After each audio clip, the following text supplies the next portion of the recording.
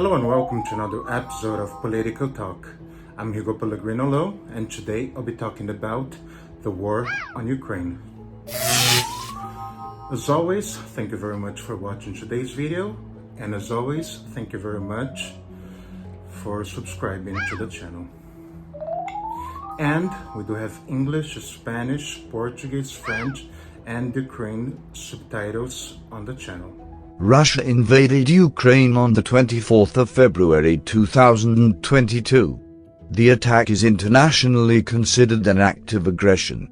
It has triggered Europe's largest refugee crisis since World War II, with more than 4 million Ukrainians leaving the country and millions more internally displaced.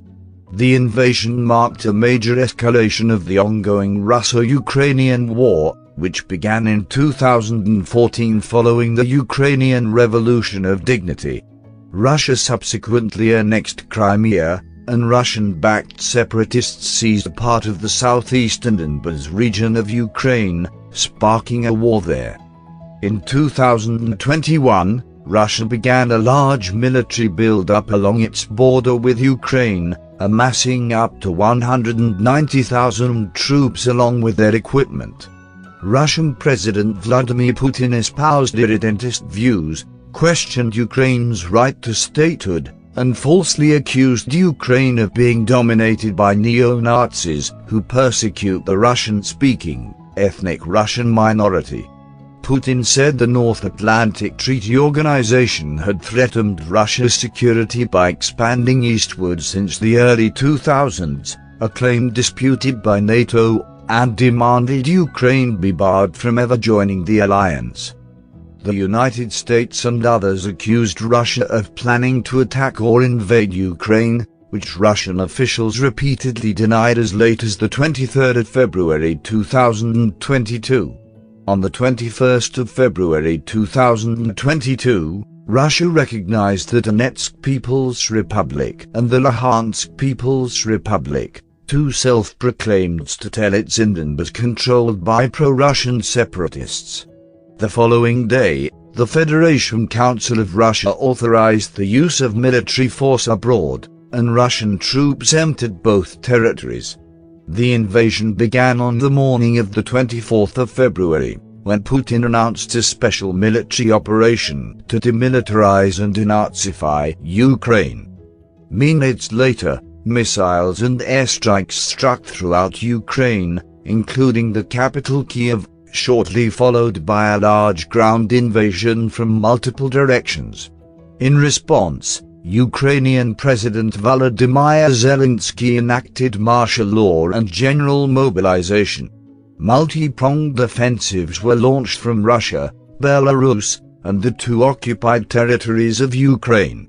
Four major military invasion fronts developed: the Kiev Offensive, the Northeastern Ukraine Offensive, the Eastern Ukraine Offensive, and the Southern Ukraine Offensive. The Russian military has also carried out air and missile strikes far into western Ukraine. Russian forces have approached or besieged key settlements, including Chernihiv, Kharkiv, Kherson, Kiev, Mariupol, and Sumy, but met stiff Ukrainian resistance and experienced logistical and operational challenges that hampered their progress. 3 weeks after launching the invasion, the Russian military had enjoyed more success in the south, while incremental gains or stalemates elsewhere forced them into attrition warfare, resulting in mounting civilian casualties. The invasion has been widely condemned internationally. The United Nations General Assembly adopted a resolution which condemned it and demanded a full withdrawal. The International Court of Justice ordered Russia to suspend military operations, and the Council of Europe expelled Russia. Many countries imposed new sanctions, which have affected the economies of Russia and the world, and provided humanitarian and military aid to Ukraine. Protests occurred around the world. Those in Russia have been met with mass arrests and increased media censorship, including banning the terms war and invasion. Numerous companies withdrew their products and services from Russia and Belarus, and Russian state-funded media were banned from broadcasting and removed from online platforms.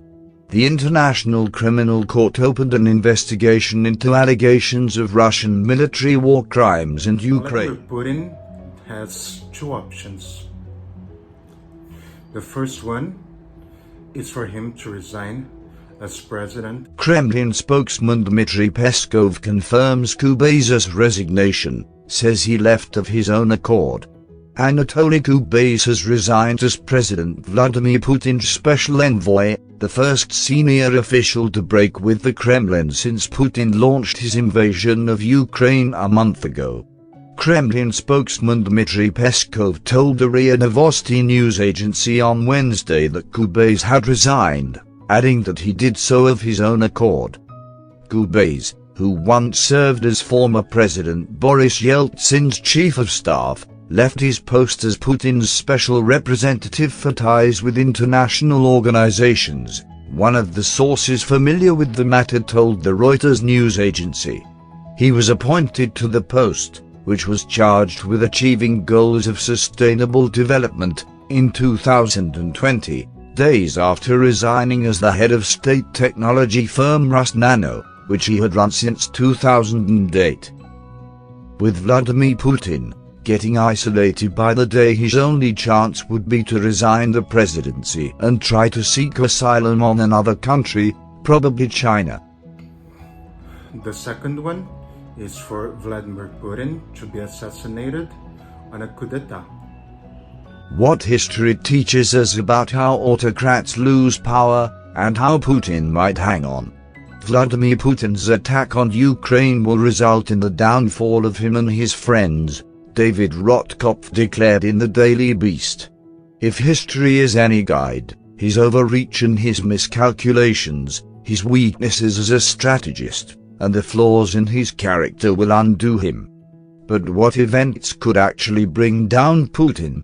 And how likely might they be in the foreseeable future? The best research on how authoritarians fall points to two possible scenarios: a military coup or a popular uprising. During the Cold War, coups were the more common way for dictators to be forced out of office. Think the toppling of Argentina's Juan Perón in 1955. But since the 1990s, there has been a shift in the way that authoritarians are removed. Coups have been on the decline, while popular revolts, like the Arab Spring uprisings and color revolutions in the former Soviet Union, have been on the rise. For all the speculation about Putin losing power, neither of these eventualities seems particularly likely in Russia, even after the disastrous initial invasion of Ukraine. This is in no small part because Putin has done about as good a job preparing for them as any dictator could. Over the past 2 decades, the Russian leader and his allies have structured nearly every core element of the Russian state with an eye toward limiting threats to the regime. Putin has arrested or killed leading dissidents, instilled fear in the general public, and made the country's leadership class dependent on his goodwill for their continued prosperity. His ability to rapidly ramp up repression during the current crisis in response to anti-war protests, using tactics ranging from mass arrests at protests to shutting down opposition media to cutting off social media platforms, is a demonstration of the regime's strengths. Putin has prepared for this eventuality for a long time, and has taken a lot of concerted actions to make sure he's not vulnerable, says Adam Casey, a postdoctoral fellow at the University of Michigan who studies the history of coups in Russia and the former communist bloc. Before, the risk from either of those threats was close to zero. And now the risk in both of those respects is certainly higher, says Brian Taylor, a professor at Syracuse University and author of The Code of Putinism. Ukrainians and their Western sympathizers cannot bank on Putin's downfall. But if the war proves even more disastrous for Russia's president than it already seems, history tells us there are pathways for even the most entrenched autocrats to lose their grip on power. In a recent appearance on Fox News, Sen Lindsey Graham hit upon what he saw as a solution to the Ukraine war, for someone, perhaps in the Russian military, to remove Vladimir Putin by assassination or a coup. The only way this ends is for somebody in Russia to take this guy out, the senator argued. He shouldn't get his hopes up. A military revolt against Putin is more possible now than it was before the invasion of Ukraine, but the odds against it remain long. The motive for Russian officers to launch a coup would be fairly straightforward. The costly Ukraine campaign becomes unpopular among, and even personally threatening to, key members of the military. Leading Russian journalists and experts have warned that Putin is surrounded by a shrinking bubble of hawkish yes-men who feed his nationalist obsessions and tell him only what he wants to hear. This very small group drew up an invasion plan that assumed the Ukrainian military would put up minimal resistance, allowing Russia to rapidly seize Kiev and install a puppet regime. According to Farida Rustamova, a Russian reporter well-sourced in the Kremlin, high-ranking civilian officials in the Russian government are already unhappy about the war and its economic consequences. One can only imagine the sentiment among military officers, few of whom appear to have been informed of the war plans beforehand, and many of whom are now tasked with killing Ukrainians en masse. Layered on top of that is something that often can precipitate coups: personal insecurity among high-ranking generals and intelligence officers. According to Andrei Soldatov, a Russia expert at the Center for European Policy Analysis think tank, Putin is punishing high-ranking officials in the FSB, the successor agency to the KGB, for the war's early failures. Soldatov's sources say that Putin has placed Sergei Bezeda, the leader of the FSB's foreign intelligence branch, under house arrest. Reports like this are hard to verify, but they track with Singh's predictions that poor performance in wars generally leads autocrats to find someone to blame, and that fear of punishment could convince some among Russia's security elite that the best way to protect themselves is to get rid of Putin. In an interview on the New York Times Sway podcast, former FBI Special Agent Clint Watts warned of casualties in the Ukraine war leading to another Russian revolution. The mothers in Russia have always been the pushback against Putin during these conflicts.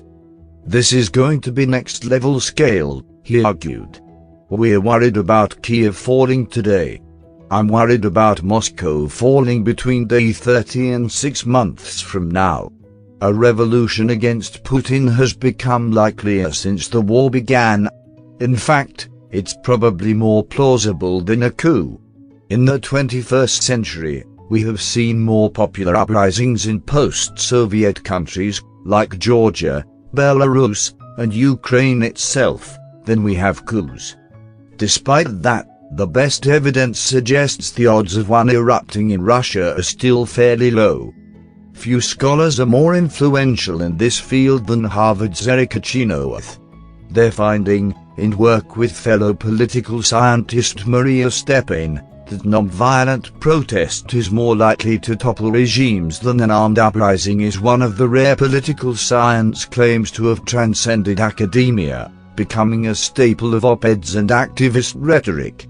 When Chenoweth looks at the situation in Russia today, they note that the long-standing appearance of stability in Putin's Russia might be deceiving. Russia has a long and storied legacy of civil resistance, Chenoweth tells me. Unpopular wars have precipitated 2 of them. It is hard to organize sustained collective protest in Russia, they note. Putin's government has criminalized many forms of protests, and has shut down or restricted the activities of groups, movements, and media outlets perceived to be in opposition or associated with the West. Organizers need to give people a range of tactics they can participate in, because not everyone is going to want to protest given the circumstances. But people may be willing to boycott or do other things that appear to have lower risk, but still have a significant impact, says Hardy Mariman, a senior advisor to the International Center on Nonviolent Conflict. But the repression also extends down the social food chain, from journalists to activists on down to ordinary Russians who may have dabbled too much in politics. The result is that anti-Putin forces are extremely depleted, with many Putin opponents operating in exile even before the Ukraine conflict began. Symbolic protest is usually not enough to bring about change, Chenoweth explains. What makes such movements succeed is the ability to create, facilitate, or precipitate shifts in the loyalty of the pillars of support, including military and security elites, state media, oligarchs, and Putin's inner circle of political associates. Given the Russian president's level of control over his security establishment, it will take a truly massive protest movement to wedge them apart. The odds for a regime change in Russia are pretty low for now, but, considering the damage to its economy, I'd say it's not impossible. If you have any doubts at all, you can always send me an email at hugo.loh@gmail.com. As always, thank you very much for watching today's video. Don't forget to subscribe and have a good one. Thank you very much for watching.